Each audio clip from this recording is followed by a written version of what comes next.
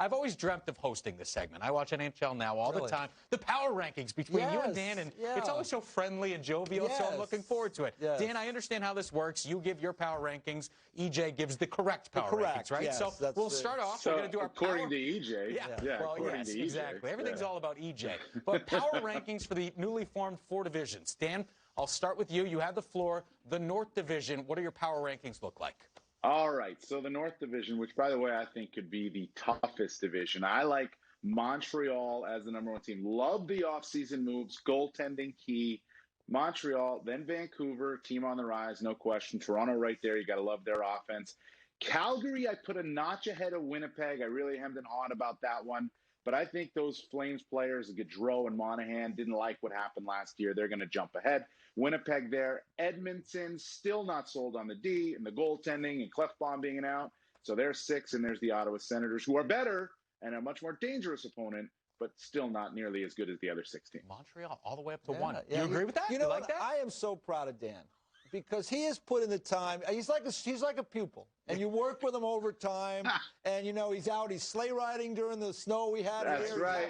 And he deserves a break because he's getting smarter.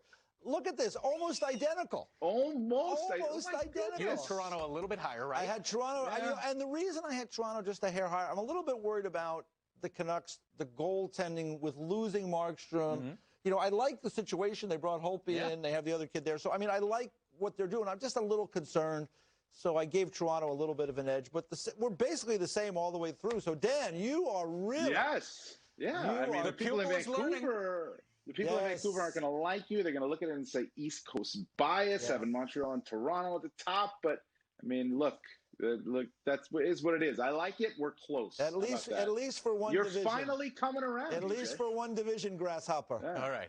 You're finding it. Wax on, wax off. Let's see where Dan's going with his wax on the East Division. What do your power rankings look like? So the East Division, I really liked the Flyers last year. I love Carter Hart. I know that there's probably going to be an argument here for Boston, if not Washington, but I like the Flyers a lot, and with their center depth in Couturier and Hayes. So they're my number 1. Boston right there at number 2. Now, they're not going to have Pasternak and Marchand at the start. That's a hit for them, but they're good enough. Washington at 3. The Islanders, I still got to give Barry Trotz's team. They play such good defense, and their goaltending should still be solid. They're there. That means I don't have the Pittsburgh Penguins in the playoffs, and this is a tough call, but these other 4 teams, I like them better right now, and the Rangers are another team that's on the rise. They're looking good, but you look at this division, it's just so difficult. So they're at 6. Buffalo improved, not nearly good enough, and the same thing with the New Jersey Devils. Each is making some facial expressions here. We lost. Heavy breathing. I got a tear in my eye. I got a tear in my eye. He has done so well. Like, this is to see it's a young man in his 80s now, but a young fella do so well. Yeah, it's vibrant like this, sliding down hills in the snow. But let's put up the correct ones. But they're, we have the same 4 on top and the same 4 Look at that. on the bottom. And the bottom we have exactly the same on the bottom. Yeah. And, I went with Islanders 1 because, again, short season or shorter season, you're rushing into things. I love the coaching. I love the structure they have there. They went to the Eastern Conference final last year, losing to Tampa. They still have good goaltending. They should be healthy. I just think that will help them. They could get to business earlier because of that. I went with Philadelphia, too, because I think Carter Hart continues to get better, and they lost to the Islanders, so those teams I thought were close. The Bruins, I just wonder, they're missing some pieces. They lost Krug. Is Chara coming back? So as of now, I could see them being higher, but I could also see them having a struggle. And I included Washington over Pittsburgh because Peter Laviolette's going into Washington. And one thing we know about Peter Laviolette is that in his first year, his teams respond. And they will have to figure out the second goaltender circumstances with the bad news that we've heard for Henrik Lundqvist not being able to play. And we wish Henrik and his family nothing but the best moving forward. But because Laviolette's there and teams respond to him in that year 1, I'll have the Capitals in. And it's hard to leave the Penguins out, but that shows you how tough this division could be. Right. All right. Yeah, go ahead. It's very tough. And EJ, you're once again, you're showing me that you're coming around. Wow. So this is good. You guys. We might share a hot cup of hot chocolate after this. I doubt it. Probably not. We still have 2 divisions left to go. Let's move our way to the Central Division, Dan, and we've got the last 2 finalists for the Stanley Cup in this. We've got Tampa, we got Dallas. You have them 1-2. Yeah, how could you not have them 1-2 right now? Now, the Kucherov injury might play a role here, but even still, the Lightning are still the defending Stanley Cup champions, and they're still very good, and Dallas is right there, and you love the goaltending on both sides. Carolina, I like the way Rod Brindamore coaches this team. I like the way they play. Dougie Hamilton's going to be healthy and playing for a new contract. That's big. Columbus is just a dogged team. I'd love to see their power play improve because I think that'll make them improve, obviously, but they're so difficult. And then you got Nashville, not quite there, but good. Florida, I mean, they're sixth in this division simply because the Blackhawks and the Red Wings are rebuilding. But to me, it's very top-heavy with Tampa Bay and Dallas, and then a little bit of a notch below Carolina and Columbus. How'd the people do? Well, I would say that, again, Dan and I are pretty close to agreement. We, when you put up the correct list here, as you'll see, I mean, the top four, we have the same teams that are in and out. We just have them in a different order. Now, I have Tampa Bay at 1, the defending champions. They're loaded. They have a great goaltender in Vasilevsky. So even though it's hard the second go-round, you never know how things are going to go right out of the gate, I had to go 1. I think goaltending is going to be really important. And I like both of Columbus's goaltenders, and I don't have any reservations about either guy, and they're hard to play against. They're well coached. They're structured, so I like them at 2. If Carolina's goaltending, if I had more confidence, I might have Carolina at 1. I like their team a lot. I'm worried about their goalies. Dallas coming off a Stanley Cup final loss. I think that will take them some time to get going. They have some older players that had some surgeries. I'm still wondering what's going on with Ben Bishop, so I'll give them 4. I think they have a chance once they get there to have a nice run if everybody's healthy again.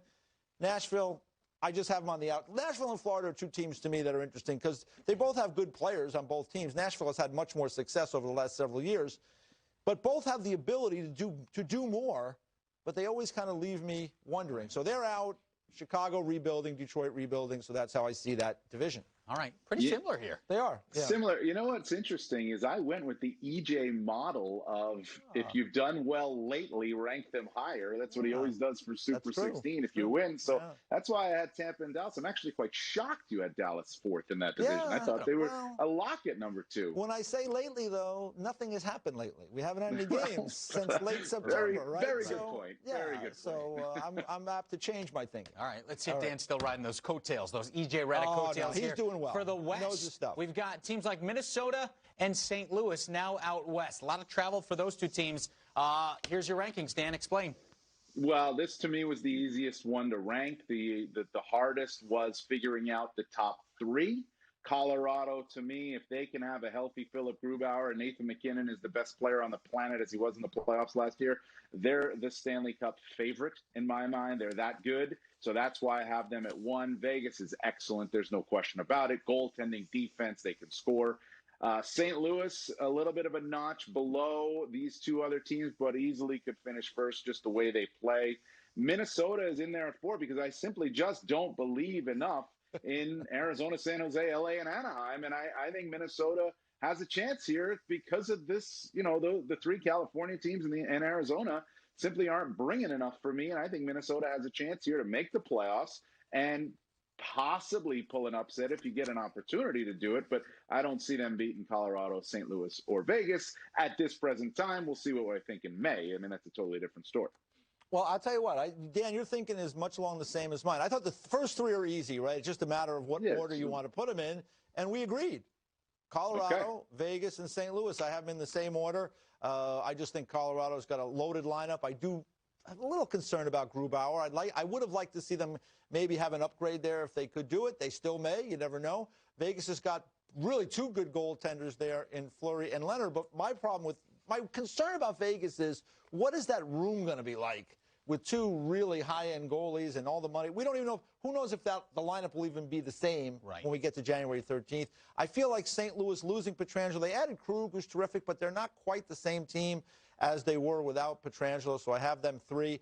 And then where we differ, Dan, is I agree with you. I don't believe in any of those next 5 teams that much, but I think San Jose, it's kind of a now or never thing. They had a terrible year last year. They had all this time off. They have a lot of older players that had a lot of time to rest with Carlson and Burns and Vlasic on defense. I'm going to say they can bounce back. Couture, Kane, Meyer, LeBanc, guys of that nature, Hurdle up front.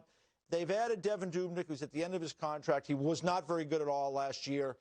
if Devin Dubnyk can come in and just be close to the Devin Dubnyk that we've seen in the past, and Marty Jones can be a little bit better, in a division where I think it's up for grabs for that fourth spot, I'm willing to take a shot with them because they've had a lot of success in that organization for a long time.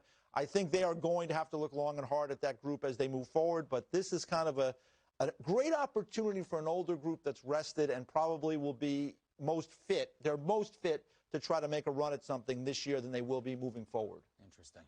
EJ, though, I got to add, the one thing I did recently talk to Evgeny Nabokov, their goalie coach in San Jose. He loves Devin Dubnyk, thinks he can work with him, no question about it. But we talk about their health, and they are healthy now, and that would mean that they need to get off to a good start because this is an older team, 56 games in 116 days or something along those lines, and they're going to have an extra few days of training camp too. It's going to be a grind for older teams. There's no question about it. So they need to. You absolutely have to get off to a good start this season because there's very little runway to make up. But if you're San Jose, you can't get caught because with an older team, you're going to have to deal with some tired legs. Yeah, and I don't like Minnesota made a lot of moves in the offseason. I don't know if they're any better for all those moves. Right. Moves. Yeah, and the guy to watch for Minnesota, Capo Kakkonen, the young kid, he's in Iowa. Yes. Really talented young goaltender. Maybe we'll see him at some point during this 56 games. I talked earlier, right, about guys who are bubble guys. They need to play. Yeah. If he gets an opportunity to play, he's good enough to be their best goalie. And so I'll be curious to see what they end up doing in Minnesota. But that's wide open for that fourth spot for me, and I'll take a shot with San Jose. All right. Fans were very curious to see where their team would be placed based on these divisions and the realignment for the upcoming season and thinking, is this easier for us compared to other years? Dan, when you look at the four divisions, which is the division of death, so to speak? Which one's the toughest to come out of? Well, I look at two, the East and the North, no question about it. But to me, it's the North. And I say it because of a couple of reasons. One, we don't know where they're going to be playing. This could be a hub city, which is brings on a whole different challenge in and of itself, right? So that's number one. You've got 6 teams in that division that, if you asked me today and we had the normal setup of the Eastern and Western Conference and normal divisions, I'd say all 6 should be a playoff team. And that's Montreal, Vancouver, Toronto, Calgary, Winnipeg, and Edmonton. Obviously, Ottawa's not in that mix just yet. You've got the pressure of being the best team in Canada. That's there too. You've got Battle of Alberta, Battle of Ontario. You've got Price and Hellebuck. You've got Markstrom going up against his former team. Plus, these guys look, that 1 or 2 extra games that they're going to play each other against, that also matters here. So I look at the North with all the talent that's there. Remember, they had 9 of the top 25 scorers in the league last season that'll be in that division on Canadian-based teams. Most of any division in this realignment, I look at the North and I say the talent's there, the rivalries are there, the pressure's there, if they play in their home arenas, it's going to be the most travel because it's the only cross-continent division, right? So I look at that one and I say that one's going to be a slugfest, no question about it. Maybe Canada's best chance at a cup since '93, right? Because you're automatically going to get one of the Final 4. Yeah, they'll get one of them. Exactly. Well, they've gotten to the finals a couple of times. They just haven't been able to get over the hump. But I think Dan is onto it from a storyline standpoint. I totally agree. There's a lot of good storylines and a lot of great players that are out west, or excuse me, now it's up north because I think of Vancouver and all these spots. But I'm going to still say the East because when I look at it today, and Dan, you were the same as me, when I look at it of these 8 teams and I have to eliminate the Pittsburgh Penguins from the playoffs, I mean, that's a statement right there that it's going to be hard to make the playoffs from this division.